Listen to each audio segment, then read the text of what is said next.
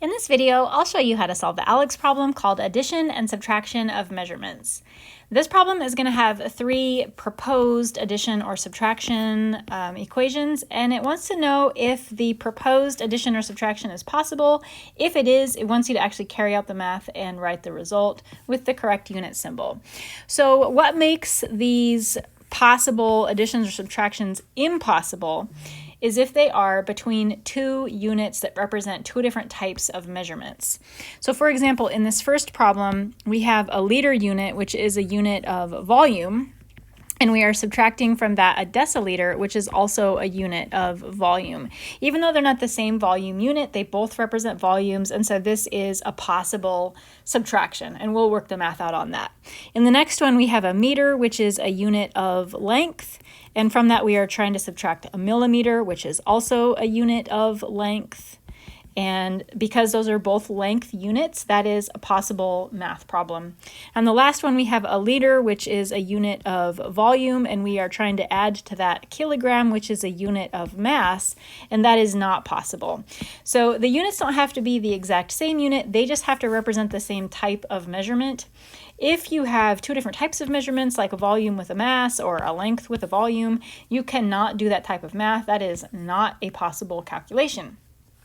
Once you've decided which calculations are possible, then ALEKS wants you to actually carry those out.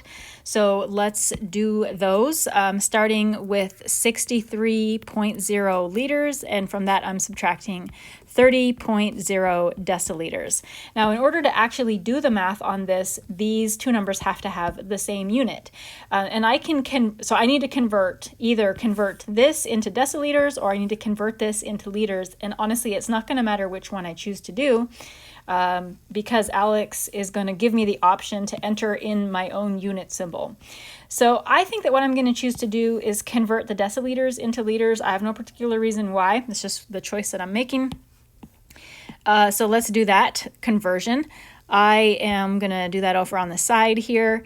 If I want to do a unit conversion, I'm going to start by writing the number that I'm starting with, including its units, 30 deciliters. I'm going to multiply by a conversion factor that gets my unwanted unit down on the bottom or on the opposite side, just so that those units can cancel out. My deciliter, I want to convert into liters. That's my desired unit. I've got ALEKS's table of SI prefixes pulled up because it's nice and handy. Just as a reminder, you can access this table in the ALEKS data tab, clicking on that, and then you can find the SI prefixes. From this, I can see that deci is the prefix for 10 to the minus 1. That means that 1 deci of anything is 10 to the minus 1. The deciliter units are going to cancel. And if I carry the math out on this, which I actually can just do that on my calculator, 30 times 10 to the negative 1. Sorry, that was like really painfully slow. 30 times 10 to the negative 1 is 3. The units are liters. And we now can just do the math. 63 liters minus 3 liters is 60 liters.